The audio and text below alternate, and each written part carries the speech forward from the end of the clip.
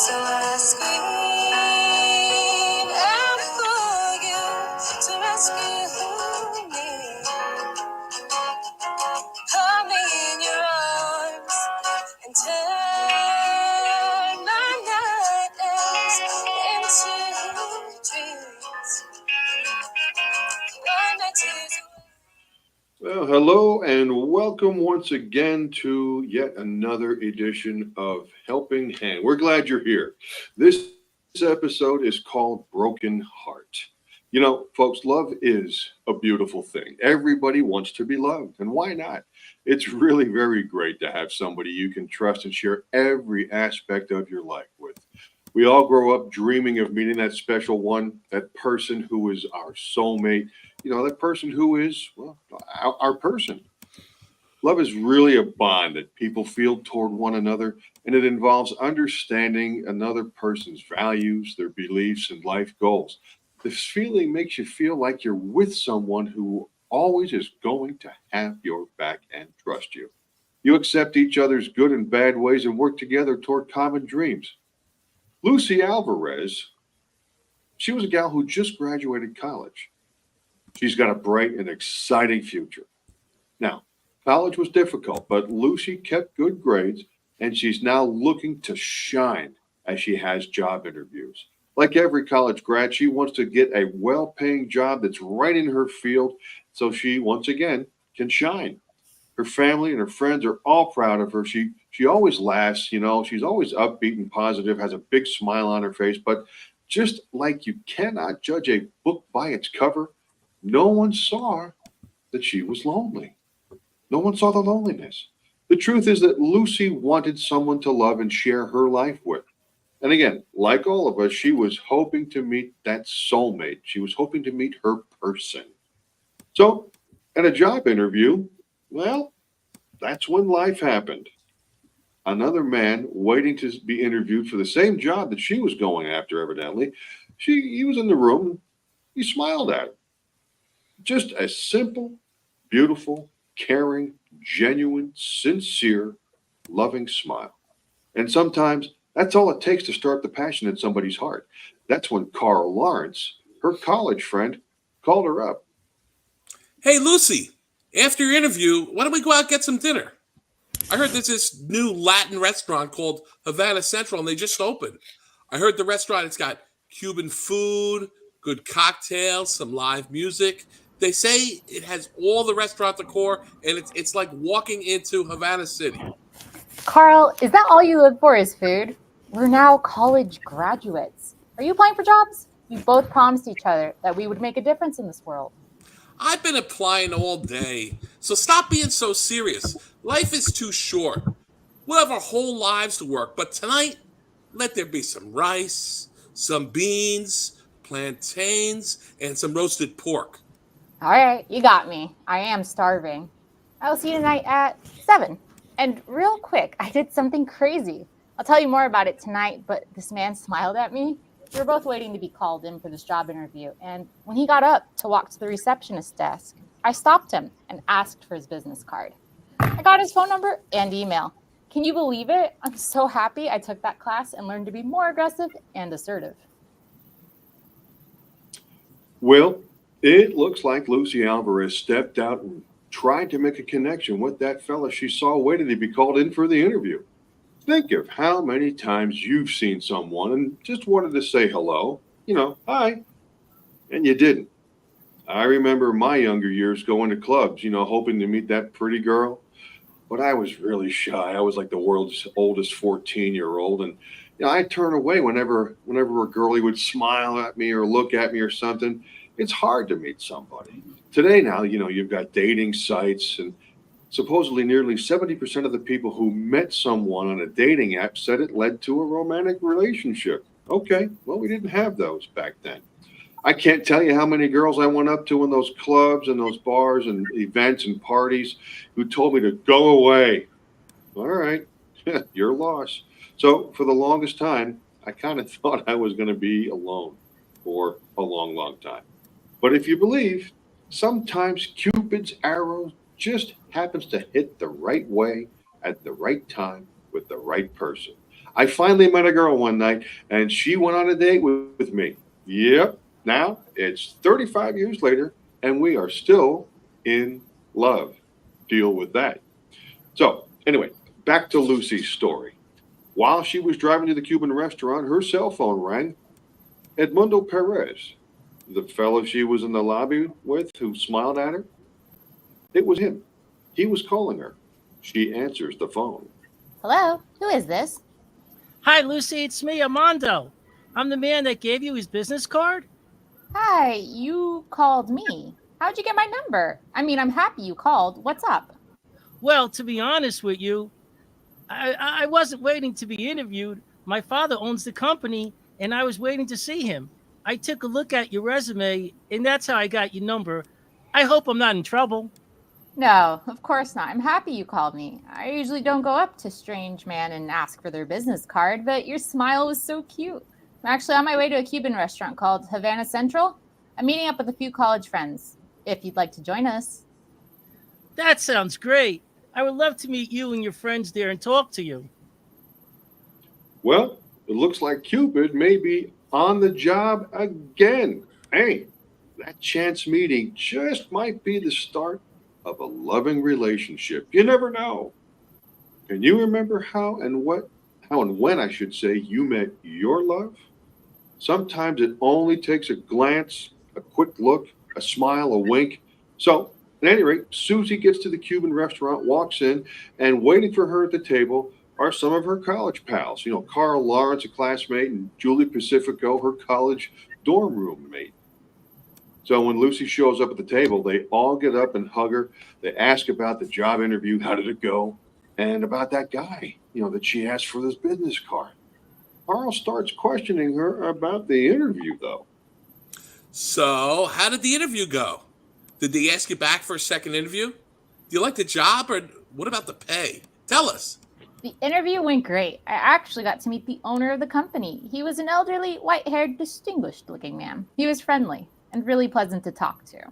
He told me how he started the company was just an idea, and today it's a large telecommunications company that employs thousands of workers.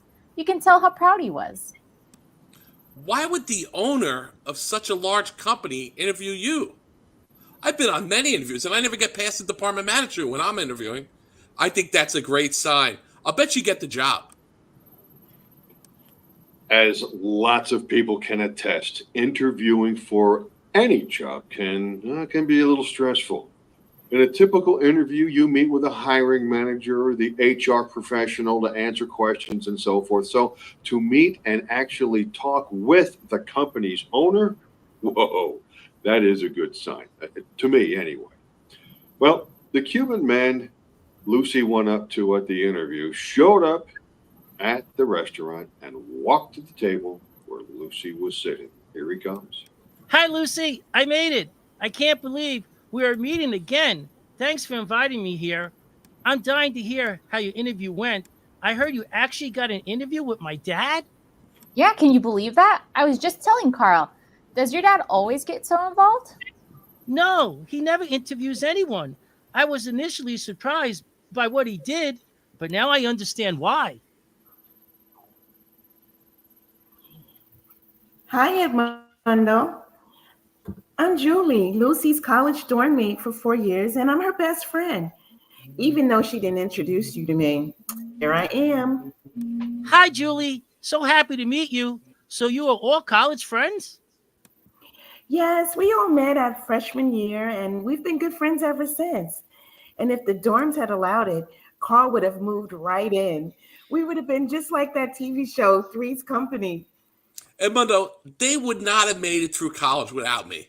I was their big brother. They were my sisters. We did everything together. Don't listen to him. We did everything for him. We cooked, we washed his clothes, and made sure he went to his classes. He was more like our kid brother, always so helpless. Wow, you're a lucky guy. Some people have all the luck. Now, Lucy, how did your talk with my dad, Mr. Alejandro Perez, go? I hope he didn't scare you or make you nervous. He has a way of intimidating people. No, he was so lovely and very respectful. He asked me questions about my studies at college and what I wanted to achieve in life. but this is weird to say. He turned his head a lot and looked out the window. For a moment, I thought he was looking at something happening outside, but when I took a quick glance, all I could see was a street corner and a traffic light. Maybe your nervousness caused you to imagine this. You know how you get sometimes?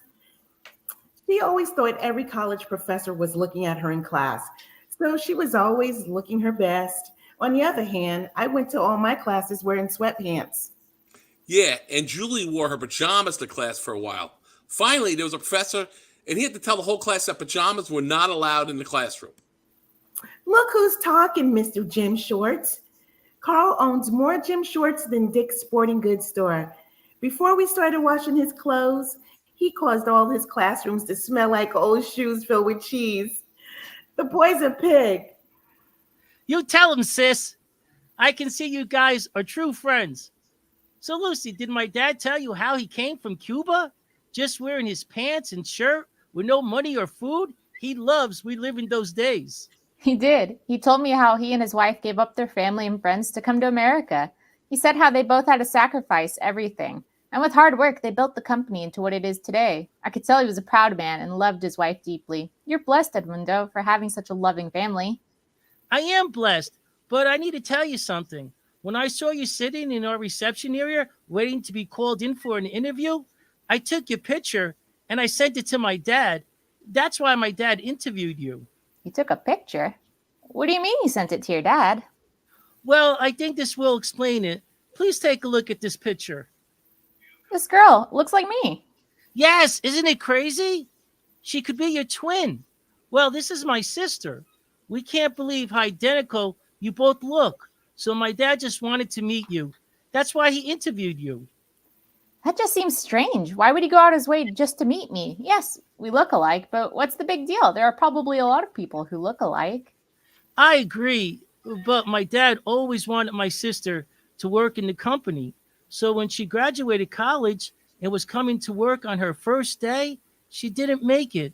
As she was crossing the street in front of our office building, she got hit by a car. They said the driver was texting when he ran a red light and didn't see her. She didn't survive the accident. My dad was never the same after that. He never accepted her death. I'm so sorry to hear that. That poor broken-hearted man.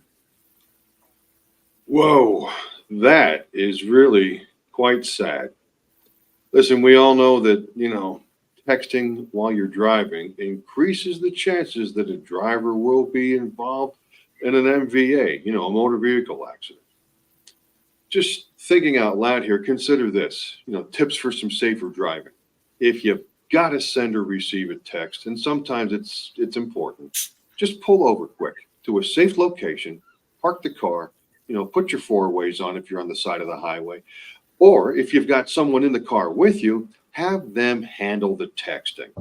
If you can't resist the temptation to look at your phone when you're alone while you're driving, you know what? Just shut it off until you get to where you're going. So Lucy, Edmundo, Carl, and Julie, they had a fantastic dinner at Havana Central. They all got to know one another. They told funny stories. They laughed a lot. Then Edmundo's phone rang. It was his dad, Alejandro, calling. He answered the phone and told him he was having dinner with Lucy, the girl that he had interviewed earlier in the day. Alejandro asked if he could speak with her. So Edmundo gave Lucy the phone. Hey, Lucy, it's me, Alejandro. I hope you're having a wonderful dinner. I told my sons the dinner bill was on me, so you should order dessert. That's so kind of you. We appreciate it. I enjoyed talking to you today. You should be very proud of yourself. I hope I didn't scare you or make you nervous. My son says I intimidate people. No, you were a terrific interviewer. I felt you really listened to me. Well, Lucy, I never interviewed anyone before. It was very refreshing to hear from a young, educated mind like yourself. You have the whole world in front of you, and you could make a difference, and you could make this world a better place. Thank you for seeing me today and for all your kind words. Lucy, before you give the phone back to my son, I would like you to come back to my business, and please to meet with the people in HR. They're professionals. They should have interviewed you to begin with. I'm sure you will do very well. My son finally he convinced me to start hiring young professionals. Now in this high-tech world, everything is changing so quickly. We need people like you. So I'm offering you my helping hand. I know by now my son have told you you look very much like my daughter. This is true. This is very true. But I'm not offering you this opportunity because of that. I feel you would be a good fit for my company. And honestly, seeing you smile now and then would help heal my broken heart. That ends today's edition of Helping Hand. Helping Hand, as always, is conceived and created by Joel Emil, who is also the writer of this episode. And speaking of this episode, here are the actors and the characters they played. Joel Emil, he played Edmundo Perez. Paul Lublanesky, Lubo, he played Carl Lawrence. Audrey Larson was Lucy Alvarez. Ruby Sandy played the part of Julie Pacifico. And Steve Tobis was Alejandro Perez.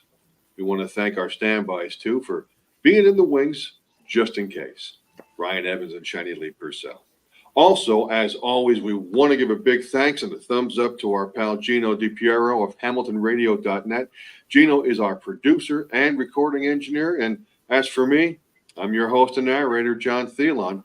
I want to thank you for tuning in, and we'll catch you next time on Helping Hand. And as always, please do all you can to keep the faith. Don't give up. Don't ever give up, because your opportunity just may be closer than you think. So long.